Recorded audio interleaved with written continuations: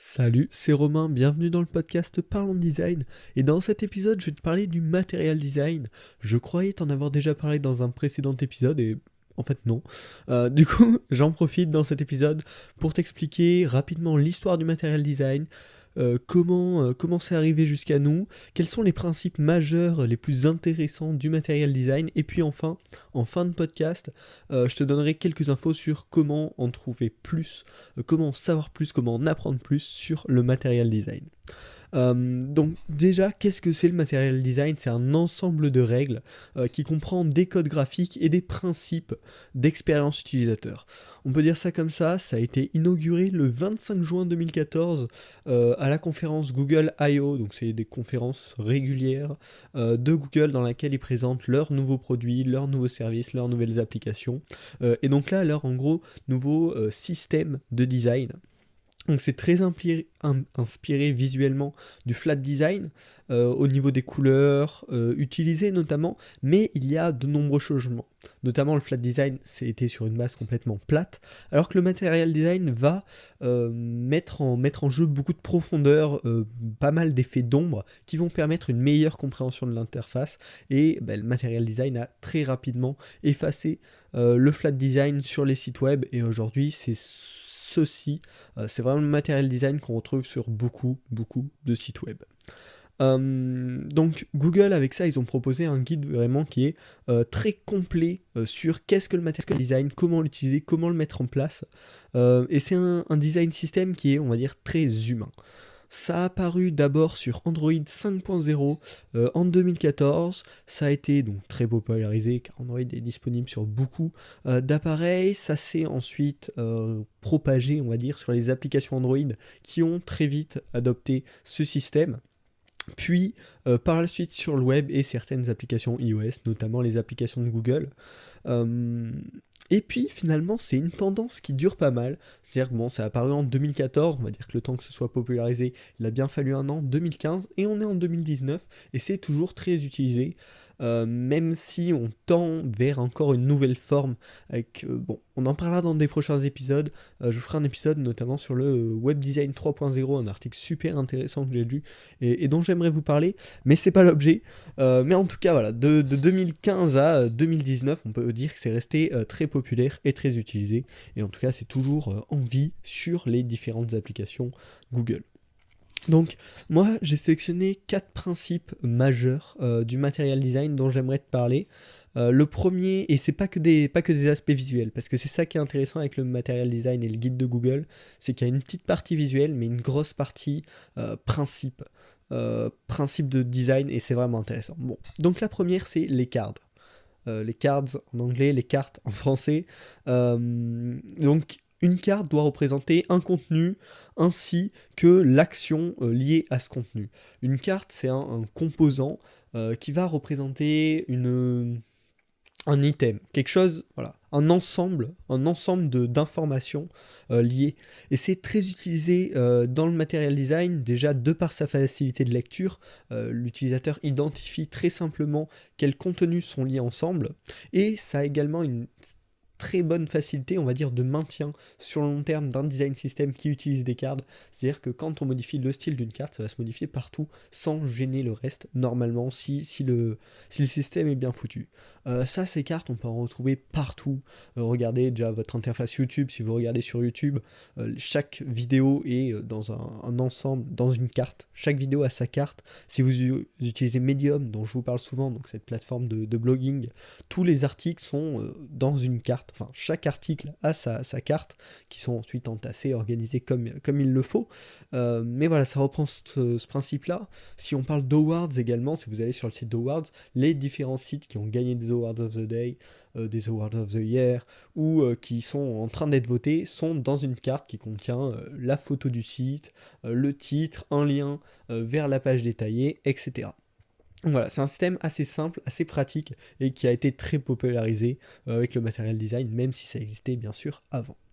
Le deuxième point, toujours visuel, du material design, c'est l'utilisation des ombres pour donner de l'épaisseur. C'est-à-dire que vraiment, ça va être important d'utiliser des ombres pour délimiter déjà, par exemple, les différentes cartes, et surtout proposer un visuel qui comprend des surfaces et une certaine élévation entre chaque élément, qui va permettre de mettre en avant certains éléments, de mettre en recul d'autres éléments, et surtout de faciliter la compréhension de l'utilisateur. L'ombre du bouton va être animée on-click dans une interface Material Design pour en fait retransmettre un petit peu l'utilisation d'un bouton normal, c'est-à-dire quand on appuie dessus, la profondeur de ce bouton change. Voilà. Donc voilà, ça permet de définir une zone cliquable et ça fait un parallèle en fait avec le monde réel qui n'est pas plat comme nous le proposait le flat design mais qui est bien en profondeur, en 3D. Et c'est ça aussi qui nous permet de rechoper les repères visuels beaucoup plus facilement et de mieux comprendre notre monde sans trop de réflexion. Et donc ça c'est très intéressant dans le material design, c'est vraiment l'idée d'un empilage de plans avec des plans qui sont au premier plan, et qui sont donc importants, et des morceaux secondaires qui sont donc moins importants. Voilà. Ensuite on va passer plus au côté principe avec deux autres points. Le premier c'est les animations humaines, on va appeler ça comme ça, qui en fait utilisent des courbes, donc on peut faire une animation classique en linéaire, c'est-à-dire que ça va... Tout le long de l'animation va se faire à la même vitesse, ou des animations avec des courbes. Et donc là, dans le material design, certaines courbes spécifiques nous sont proposées qui répondent, entre guillemets, à la physique terrestre. Donc ça va être des mouvements qui vont être plus naturels pour l'œil, car on y est habitué en fait dans la vie de tous les jours, quand un objet tombe, quand on jette un objet en l'air, enfin bref. Voilà, c'est vraiment inspiré de la physique terrestre, et donc ça va envoyer vers ce côté plus naturel, plus plaisant naturellement pour l'œil humain. Également, les animations qui sont voulues par le material design sont des animations logiques. Si on clique sur une carte, c'est cette carte-ci qui va s'ouvrir pour nous montrer son contenu, et pas un autre truc qui va arriver d'ailleurs. Voilà, c'est vraiment... Il pousse à optimiser un maximum pour la compréhension de l'utilisateur. Et en effet, je vous ai parlé dans un précédent épisode qu'il valait mieux utiliser les animations par défaut dans un premier produit pour un lancement pour gagner du temps. Mais voilà, dans l'idéal du material design, il pousserait à faire ça. Ça ne veut pas dire qu'il faut le faire à tout prix, car il y a des contraintes économiques notamment, et si ça vous intéresse, je vous mettrai le lien du podcast dans la description qui parle de ce sujet-là. Également, les animations doivent être utilisées dans un cadre d'éducation de l'utilisateur. C'est-à-dire, par exemple, si vous avez un iPhone, vous pouvez remarquer que quand vous prenez votre téléphone, donc maintenant sur les iPhone 10 par exemple, il faut glisser du bas vers le haut pour déverrouiller le téléphone. Et en fait, si on fait rien, il y a le texte qui va afficher Swipe to Unlock, qui va se lever comme ça, qui va apparaître du bas et qui va donner envie de réaliser ce mouvement-là. Bon, là, je prends l'exemple de l'iPhone qui n'est pas le meilleur exemple pour le material design, mais c'est un exemple qui m'est tombé sur la main et qui me paraît assez simple à comprendre pour comprendre ce principe d'éduquer l'utilisateur par l'animation. En fait, les animations doivent montrer ce que l'utilisateur peut faire. Et enfin, le quatrième point qui est pour moi un des points les plus intéressants du material design, c'est les principes d'interaction. C'est-à-dire que toute interaction faite par l'utilisateur doit être réaliste comme elle serait dans le monde réel. Pas de réponse après une action, c'est pas logique. Donc il faut toujours répondre à l'utilisateur lorsqu'il va interagir avec notre interface. C'est pas unique au material design, mais le material design prône vraiment ça. Également, l'animation, la vitesse d'une animation doit être en fonction de la vitesse d'exécution de l'utilisateur. Par exemple, si l'utilisateur fait swiper sur une carte pour la déplacer, l'animation doit se faire en même temps, et pas en décalé ou en 10 fois plus rapide, c'est pas logique. Il y a encore cette idée de suggérer l'interaction, si l'utilisateur va taper une carte par exemple, qui doit se faire glisser sur un côté, lorsqu'il va taper dessus, il n'y a pas d'interaction prévue, et du coup on va peut-être faire une première petite animation pour lui montrer que hop, faudrait décaler l'objet et non pas taper dessus. Donc voilà, ça c'était pour les 4 points majeurs du material design qui me semblait important de partager avec vous. Bien sûr, il y a tout un site dédié à ça, où vous pouvez apprendre plein d'autres choses du material design, mais bon, je ne pouvais pas faire un épisode d'une demi-heure pour vous parler de ça, donc j'ai décidé vraiment de faire une sélection. Si vous voulez en savoir plus, je vous invite à découvrir le site de Google, material.io. Le lien sera dans la description, où il parle des couleurs, des mouvements, des éléments, de tout plein de choses. C'est vraiment passionnant, en plus c'est bien foutu.